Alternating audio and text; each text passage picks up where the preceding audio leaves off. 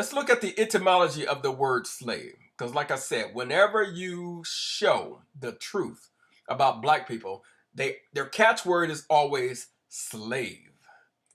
They don't have to have any truth or facts, and they never can back it up. But they just, to them, it's a plausible explanation. If there were black people present, they were present as slaves, owned by white people, of course. Now let's look at the word slave. It comes from the 13th century, late 13th century, a person who is the property of another. That word, this is the online etymology dictionary. It is from the Old French esclave, from medieval Latus sclavus, slave. Let's see. Italian would be siervo, French would be esclave. Spanish would be esclavo. Originally, it was Slav, so called because of the many Slavs who were sold into slavery by conquering peoples. This since development arose in the consequence of the wars waged by Otto the Great and his successors against the Slavs, a great number of whom they took captive and sold into slavery.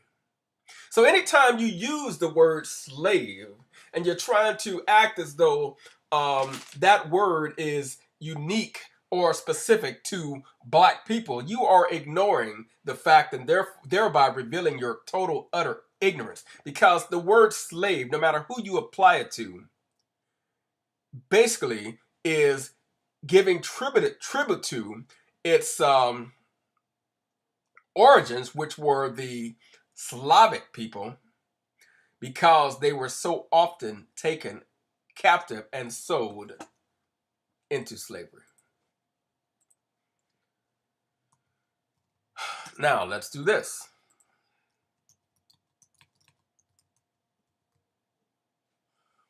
What is a Slavic person?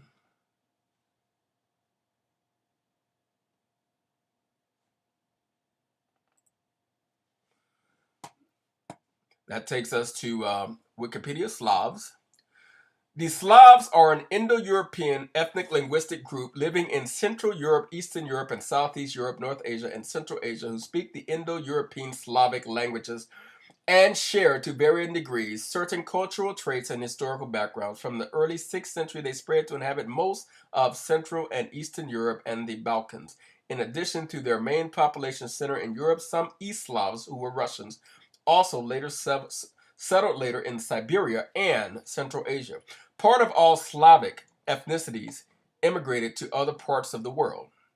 Remember, the Slavs were enslaved so much, they were bought and sold like chattel property so much that even to this day, the word slave is used in reference to people who are bought and sold because of these people who are clearly white people. So anytime you even use the word slave, whether you apply it to black people or not, you are giving tribute to a history that so many of you know nothing about because you've been lied and denied.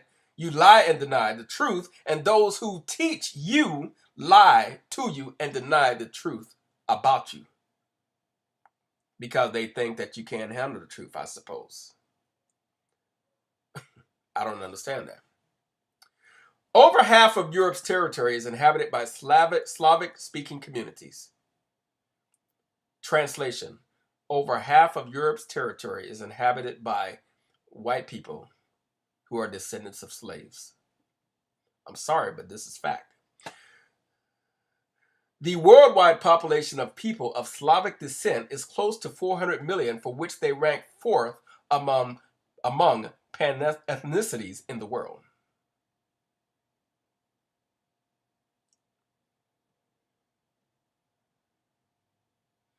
Modern nations and ethnic groups called by the ethnonym Slavs are considerably diverse, both genetically and culturally, and relations between them, even within the individual ethnic groups themselves, are varied, ranging from a sense of connection to feelings of mutual hostility.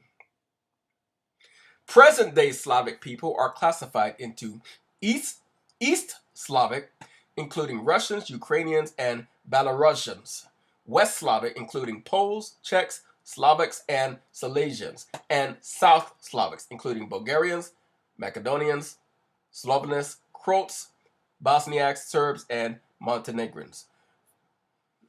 Slavs. Now let's read that part again. Central Europe, Eastern Europe, Southeast Europe. These are the Slavs. Now let's do one more thing. Let's go to Google Images, just for further clarification. Slavic people, physical characteristics. Oh, what do we have here? The very people from which the word slave has its roots. This is what they look like.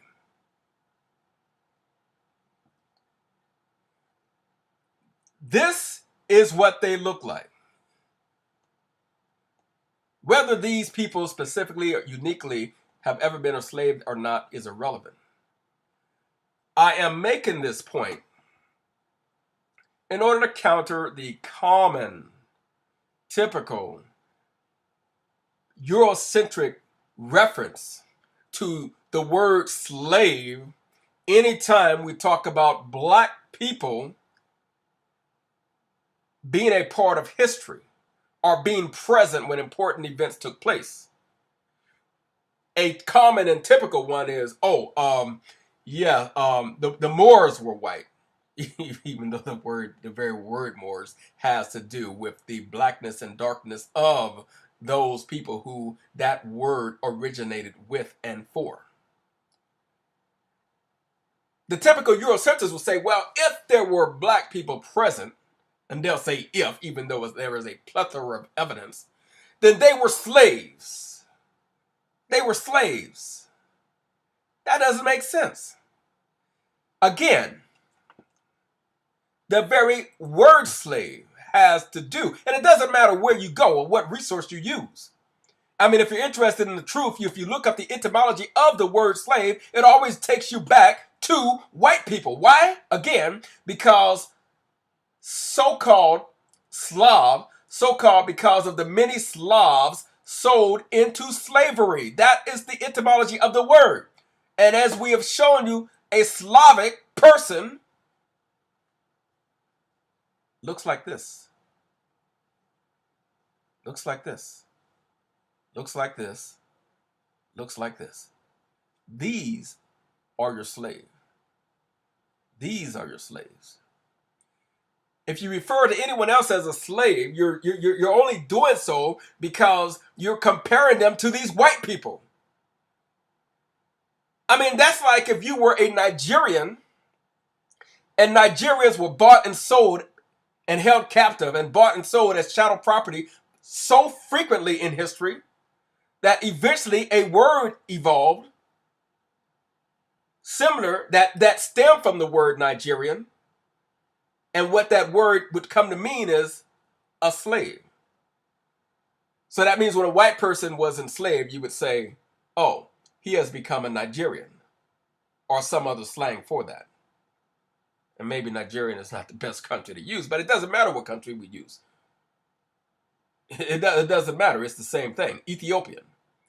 That'd be like we have a word today that everybody uses for enslaved people, and that word evolved from Ethiopian because Ethiopians were slaves so much. And the reason I'm using Ethiopians as an example because Ethiopia is one of the black countries in Africa that was never conquered or colonized by white people, even though they tried, but they failed miserably.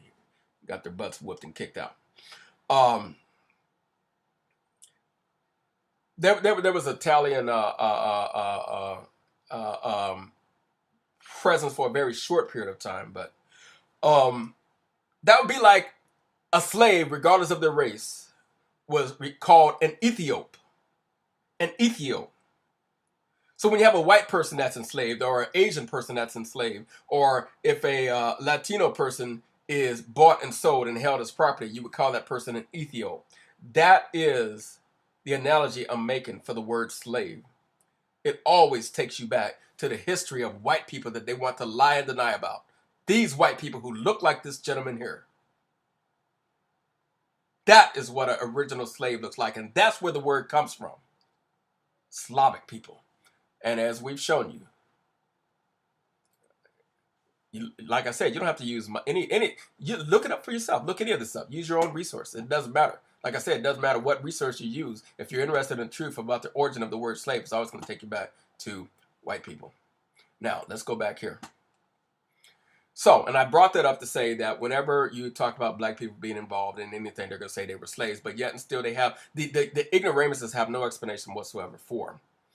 And let me show you something. Let me show you something. I'm going to show you some images of a multitude, a plethora of black people in Europe. And most of these images go back to the 13th, 14th, 15th, 16th, 17th century, hundreds of years ago, showing black people in positions of dominance, regal attire, decked from head to toe in gold, leaders, knights. I'm going to make other videos where I deal specifically with these people. And no, they're not all the same person.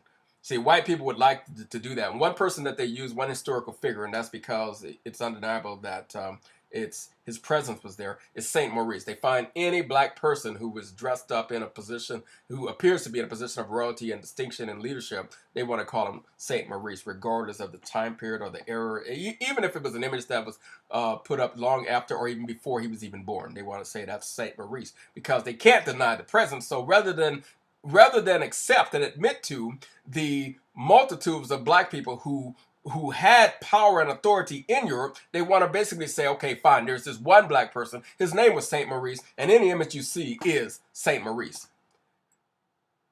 They don't want you to know the truth. Look at this.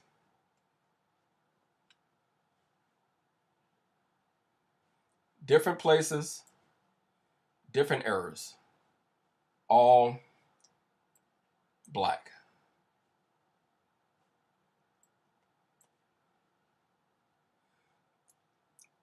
Why is it that people prefer to be lied to? I want you people to notice something. I want you to pay attention to the thumbs down that this video is going to garner. And then look at the commentary. Because see, with my videos, that's typical.